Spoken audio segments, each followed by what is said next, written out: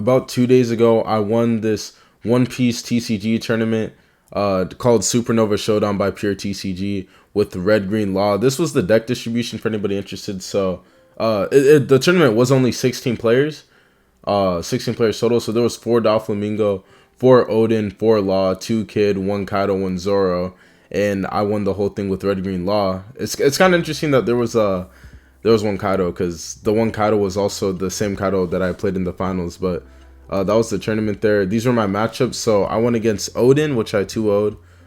I showed that match video in the previous video against Semper. He's a really good Odin player. I just think that the Law matchup, or at least the Law I'm playing, is kind of difficult. I went against Odin again, 2-0. I went against Kid, 2-0 as well. And then I went against Blue Purple Kaido, which is probably my most difficult match this whole tournament. But that was also 2-0 as well. So this is the list that I won with.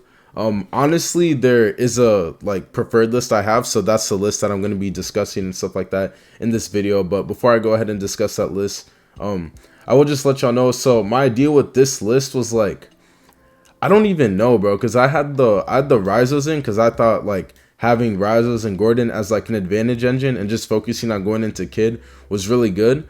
But the thing I learned during this tournament, especially when I went against Blue Purple Kaido, and just thinking even into the mirror and other Red Green Laws as well, I think it's a very vulnerable strategy. I think the strategy tends to be pretty good against blue and green, which don't have a straight up way to out Kid. But in red, you have Otama Pistol, and then against purple, they just have ways to pop your board and stuff like that. So I think that this build was interesting to test, but I don't think it's very good. I guess it was good enough to have won the tournament, but I definitely think it could be a lot better. So that was basically just my idea with this deck list. I will say, for those wanting to try Rizo, I'm at least in this build where I'm also playing the Supernova stuff, I'm not really too big of a fan of Rizo at the moment. Whenever I play Rizo just gets popped, and even when Rizo sticks, it doesn't really provide that much value. It forces me to swing earlier, so I get value out of it. I don't know, I'm just not really a fan of Rizo in general. The coolest thing about Rizo is that when you have Kid up, you can swing with it for a free draw every turn, but at that point I might as well just rest a Bonney every turn, you know? I don't know, I'm just currently not a fan of Rizo, but maybe it'll be good in a pure Wano country build or something like that. But yeah, we're gonna go ahead and talk about the other, well, my preferred list. We're gonna go ahead and talk about that now. Alright, so this is my current Law deck list here. So as you can see, it is quite different from the one I used from the tournament. I would just go over and analyze my tournament build and talk about that more, but I just genuinely prefer this build. I just genuinely think that this build here that I'm running is better than what I was playing for the tournament, and I think that if I did well with the other build in this tournament, this would have done just as well. So we'll just go ahead and talk about it. So we have Otama here. Otama is just I feel like Otama is just generally a staple in Law. Otama plus Pistol is just too strong of a combo, unless you're just going straight up for a bum rushy build, which then maybe you don't use Otama Pistol. But Otama Pistol is really important for routing this Kid card in the mirror match and against green. I think that's one of the reasons that green was so dominant, and even the tie tournament as well. Just there weren't as many counters to Kid, so people were just getting free W's off Kid and stuff like that. We have Tony Chopper, that's a blocker. We have Nami here. I don't think I had Nami in my previous builds, or maybe I had her in one of my previous builds. I think that Nami is pretty good. I currently don't think that she's mandatory, but I will say that if you go second, being able to play Kid at 8 cost and force him to swing into it by attaching a Don to it with Nami is definitely something that is very, very strong. And Nami's just pretty good in general for just additional pressure with your leader and stuff like that. Next we have Bege, another blocker. We have Bonney and Nami here. These are both just 2 very powerful searchers, very crucial searchers to the deck. You can recur them with Law, and they're just good for setting up your pieces, and they're 1 cost, so they can help with getting Law's ability off.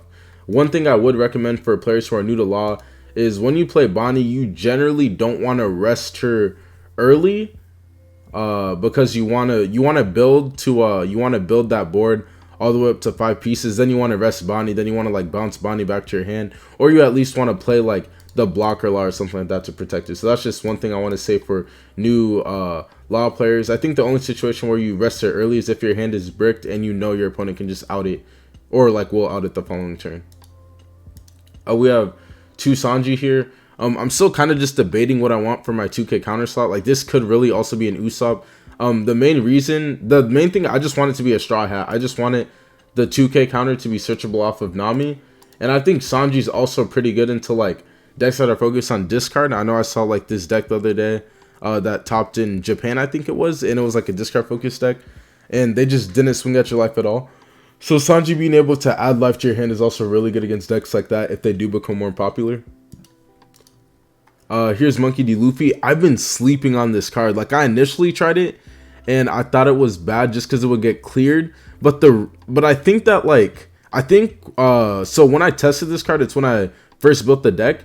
And I think because I was bad at playing the deck, I thought this card was bad. Because when I initially played it, like, I would swing with this card way too early. Once you build your board all the way up to that 5 pieces, and you just have a huge turn where you just swing with a bunch of pieces at, like, 5k, and you either clear your opponent's hand or you begin to clear your opponent's life, it's ridiculous. Like, this Luffy is very, very strong.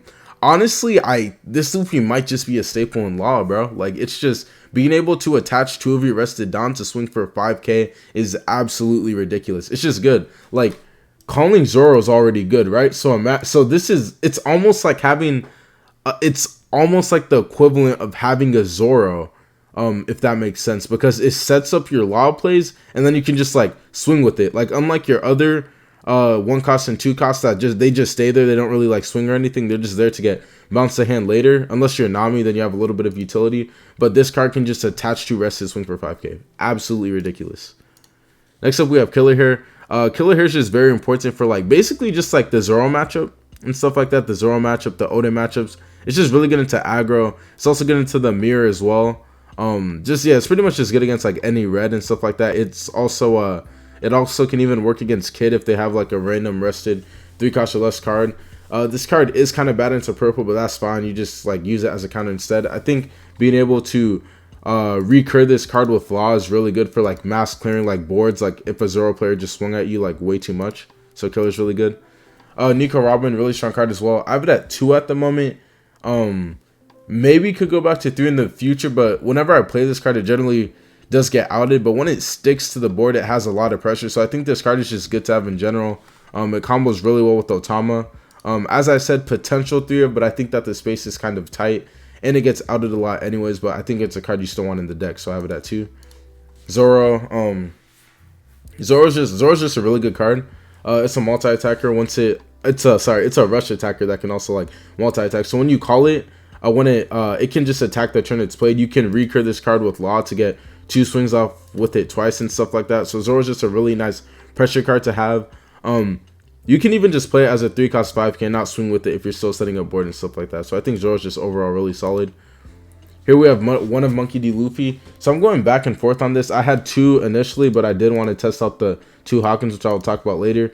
This Luffy is just really, really good for clearing the game, and it can also potentially be a good tempo play as well. And it is notable that it does combo with this Law here. So you can swing with, like, a huge Luffy that's unblockable, and then you can resend it with this Law here. So Luffy is just really solid. And then speaking of this Law here, this Law it's great.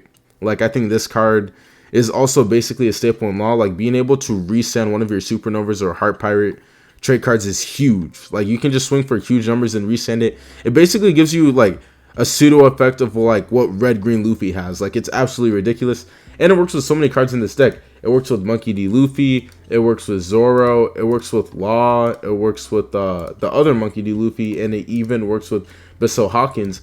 Or you can even play it as a tempo play to, like, restand Bonney, then reuse Bonney's skill and stuff like that. Like, this card is just very versatile, very, very strong. Next up, we have Hawkins. Hawkins is something I'm experimenting in with Law. I don't know if it's going to stay in this deck, but so far it has been pretty excellent. I think that Basil Hawkins is really good into purple because they can't out it outside of the 9 and 10 cost Kaidos, and they gotta, like, the film starter deck did just get a new card that outs it. So I guess we'll have to see how it plays against, like, cards like that. But it's just really good for, like, clearing boards and threatening your opponent's board in general. Like, it makes your opponent a lot cautious of, like, what they can swing with, because you have one card that can basically, like, clear 2 of their cards, like, for free. Like, it's just a lot of pressure on your opponent's board. It forces them to play differently, and it can even close out games because like it's like a pseudo unblockable. Like really, if they have 2 blockers, they can block it twice, but if they block it once, it resends itself, so that's very, very strong. And you can also combo it with Trafalgar Law here. You know what, Law, you can combo with Law here to resend it, you know what I'm saying, so that's good. And then we also have Kid here. Kid is just Kid is the main reason that I'm just not playing the all-in aggro version that runs like 4 unblockable Luffy, 4 resend Law. I think Kid is just a strong card, and it can instantly win you certain matchups. Like I think against green and blue, it's just very, very, very strong in general. So I think Kid is just a great card. I guess it's technically not mandatory if you're playing the aggro build, but a build like this where I'm running like lower 5 costs and stuff like that, we definitely want the 8 cost Kid, and it can help carry us in certain matchups, including like the Zoro one. Here we have 2 Radical Beam. I was on 3 before. The only reason I dropped it to 2 is basically because of space, but obviously this card's really good. Being able to pay 1 cost to gain 4K is really solid.